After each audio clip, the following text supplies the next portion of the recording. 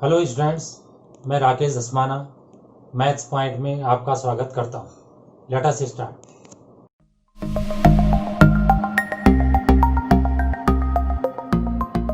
JEE advance 2019 math solution के अंतर्गत एक क्वेश्चन देखिए। If f R to R is a twice differentiable function such that f double dash x is positive for all x belongs to r and f1 by 2 equals 1 by 2 and f1 equals 1, then f dash 1 is less than equals 0, f dash 1 is greater than 1, f dash 1 is greater than 0 and less than equals half, f dash 1 is greater than half and less than equals 1। तो ये option हमें दे रखें। तो आप question में सबसे पहले ये देखिए कि सेकंड डेरिवेटिव जो पॉजिटिव दे रखा, तो इसका मतलब फर्स्ट डेरिवेटिव इंक्रीजिंग होगा। फर्स्ट डेरिवेटिव के बारे में हम क्यों जानना चाह रहे हैं? क्योंकि ऑप्शन में सब जगह फर्स्ट डेरिवेटिव दे रखा, तो ये हमें पता चल गया हो कि इंक्रीजिंग है। अब जो फंक्शन है, किस फंक्शन की बात कर रहा हूँ मैं? जो फर्स्ट डेरिवेटिव है यहाँ पे, उसको हमने एच एक्स मान लिया। एच एक्स को हमने एफ एक्स माइनस एक्स माना। तो एग्ज़ाम में कैसे पता चलेगा ये करना है? इसको देख के, क्योंकि एफ हाफ जो है हाफ है और एफ वन जो है 1 है, तो इसको देख के नहीं लग रहा है एफ एक्स बराबर एक्स, तो इसको इधर एक्स को इधर कर देंगे तो एफ एक्स माइनस एक्स हो जाएगा, तो उसको एक नया फंक्शन मान लिया। अब वो पहले से जो मैंने अभी बोला, क्योंकि एच हाफ जो है वो 0 हो जाएगा और ये भी 0 हो जाएगा, क्योंकि दोनों बराबर है ना। एफ हाफ बराबर हाफ है और एफ वन बराबर 1 है, तो 0 हो जाएगा। जब ये दोनों 0 हो जाएंगे तो यहाँ पर कहा गया था ट्वाइस डिफरेंशिएबल है, तो फर्स्ट डेरिवेटिव तो होगा ही, तो कंटिन्यूस हो गई। तो यहाँ पे मीन वैल्यू थ्योरम से, मैक्लॉरिन्स मीन वैल्यू थ्योरम से एच डैश एक्स 0 होगा at least 1 value of between half and 1। उसमें होता था कि कंटिन्यूस है और एफ ए बराबर एफ बी है, तो एफ डैश एक्स बराबर 0 होता था, तो यहाँ पे एच डैश एक्स 0 होगा। तो एच एक्स जो हमने मान रखा है उसको डिफ्रेंशिएट करके 0 रख दिया, एफ डैश एक्स माइनस 1 को 0 रख दिया, तो यहाँ से एफ डैश 1 जो है हमारा 1 आ गया। काफ़ी इंटरेस्टिंग। एफ डैश एक्स आया 1।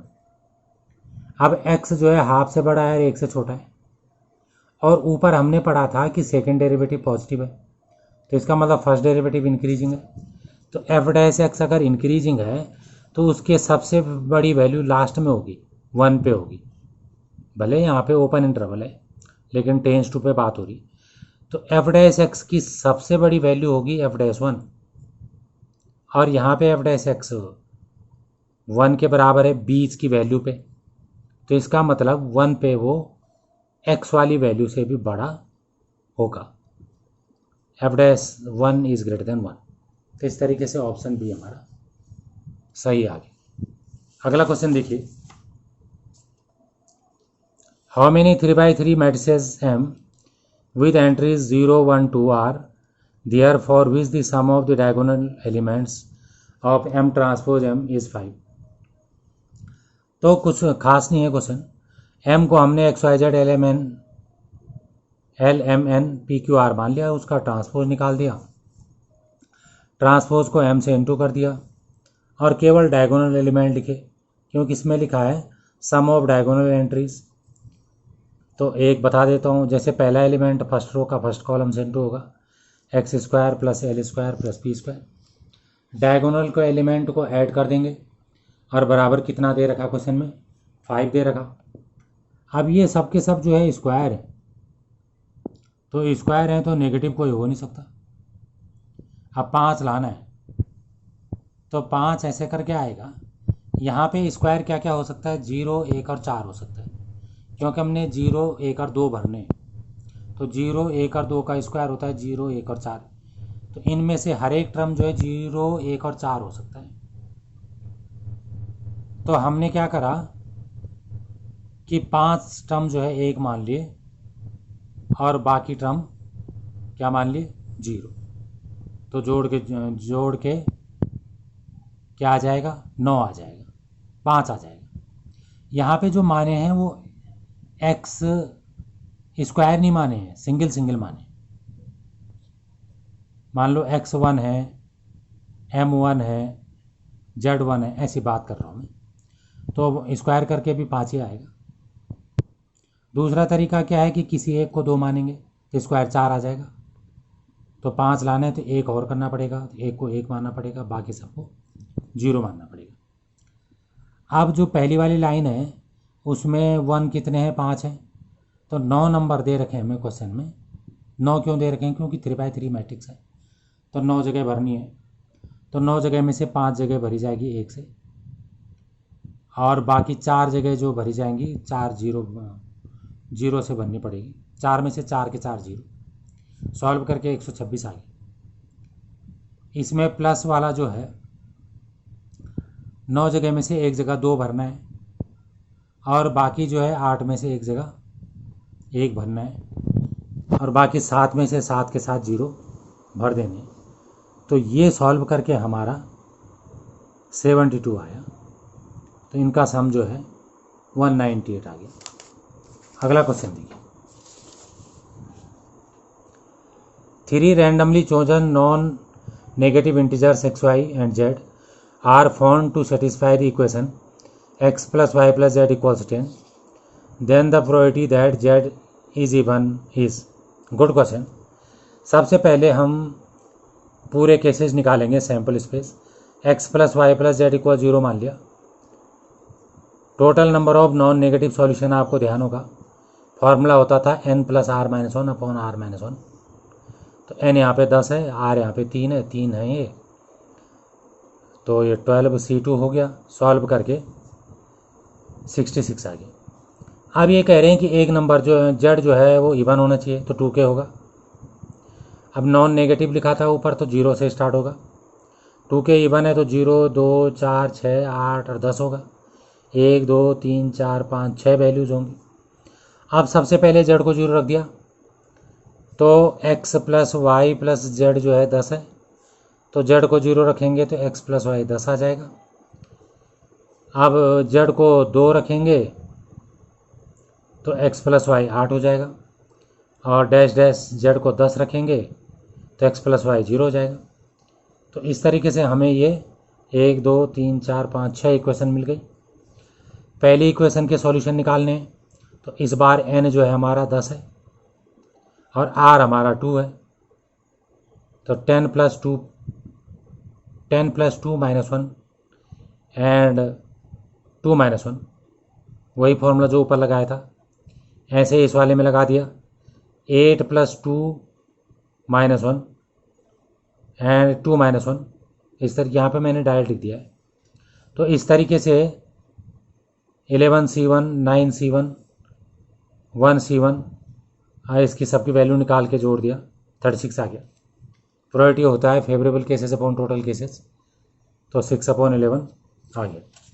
अगला क्वेश्चन देखिए, let s equals 1 to 3 up to 9 for k equals 1 to 5, let nk be the number of subsets of s each containing 5 elements, n में 5 elements होने चाहिए, तो k क्या है फिर, out of which exactly k are odd. एक odd होगा तो n1 लिखना है, 2 ऑड होगा तो n2 लिखना है, और 5 तक का सम निकालना है। Good question. ऑड यहाँ पे 1 से 9 तक 5 हैं, और इवन इसमें 4 हैं, 2, 4, 6, 8। n1 मतलब 1 ऑड, तो 5 ऑड में से 1 और 4 इवन में से 4, प्लस n2 मतलब 2 ऑड 3 इवन, n3 मतलब 3 ऑड 2 इवन, n4 मतलब 4 ऑड 1 इवन, n5 मतलब 5 ऑड 0 इवन। सबकी वैल्यू निकाल दी, जोड़ दिया, 126 आ गया। अगला question, let O be the origin and let P Q R be an arbitrary triangle, the point S is such that O P dot O Q plus O R dot O S equals O R dot O P plus O Q dot O S equals O Q dot O R plus O P dot O S, then the triangle P Q R has S as it's centroid, ortho centre, in centre, सरकम centre. ये हमने इसमें मान लिया। अच्छा question है vector का। तो आप देखिए इसमें गौर से देखिए, O P dot O Q plus O R dot O S बराबर O R dot O P धन O Q dot O S दे रखा है। लास्ट वाला छोड़ दिया मैंने, पहले दो लिख दिए। इसमें मैंने पी वाले एक तरफ कर दिए, एस वाले एक तरफ कर दिए। अब इन दोनों में ओ पी कॉमन ले लिया और इन दोनों में ओ एस कॉमन ले लिया, ब्रैकेट में आर क्यू बचा। आपको ध्यान होगा कि वेक्टर ए भी होता है ओ बी माइनस ओ ए, तो ऐसे O Q minus O R हो जाएगा आर क्यू और O Q minus O R हो जाएगा आर क्यू।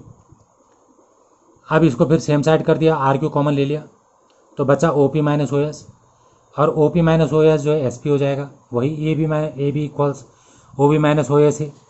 तो यहाँ से हमें S P dot R Q zero मिल गया। इसका मतलब एस पी जो है आर क्यू पे परपेंडिकुलर हो गया। इसी तरीके से ये वाला जो है इस पे परपेंडिकुलर हो गया और ये वाला जो है वो इस पे परपेंडिकुलर हो गया। तो इसका मतलब एस जो है हमारा ऑर्थो सेंटर है। अगला क्वेश्चन 3D से आया है। The equation of the plane passing through the point 1 1 1 and perpendicular to the planes 2x plus y minus 2z equals 5 and 3x minus 6y minus 2z equals 7 is. अच्छा question है। कोई इसे जो है n1 cross n2 करके भी निकाल सकता है, लेकिन मैंने इसे बिना 3D के बिना वेक्टर के निकाले। Any plane through A 1 1 1 is, किसी पॉइंट x1 y1 z1 से पास होने वाला प्लेन होता है A X minus x1 plus B Y minus y1 plus C Z minus z1, जिसमें A B C direction ratios of the normal होते हैं। तो इसमें x1 y1 z1 को 1 1 1 रख दिया। बाकी दो प्लेन हमें क्वेश्चन में दे रखे हैं। जो प्लेन हम निकाल रहे हैं वो इन दोनों पे परपेंडिकुलर है, तो दोनों के नॉर्मल भी परपेंडिकुलर होंगे।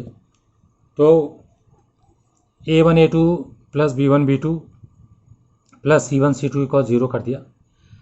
तो जो अननोन प्लेन है, जो पहला गिवन प्लेन है उससे, और जो अननोन है जो दूसरा गिवन प्लेन है, उन दोनों से दो इक्वेशन मिल गई। इन दोनों इक्वेशन को क्रॉस मल्टीप्लिकेशन से सॉल्व कर दिया। तो a upon -14 b upon -2 c upon -15 equals के आ गया। यहाँ से ए बी सी के टर्म्स में आ गए। इनको उठा के इक्वेशन फर्स्ट में रख दिया, माइनस और के कैंसिल हो गया और सिंप्लीफाई कर दिया। तो 14x plus 2y plus 15z equals 31 आ गया, जो कि डी ऑप्शन है। थैंक्स। अगर आपको वीडियो पसंद आई हो तो इसे लाइक करें, शेयर करें, सब्सक्राइब करें और लेटेस्ट वीडियो जानने के लिए बेल आइकन को प्रेस करें। और अगर आपका कोई डाउट हो तो फीडबैक में मुझे शेयर करें। थैंक्स।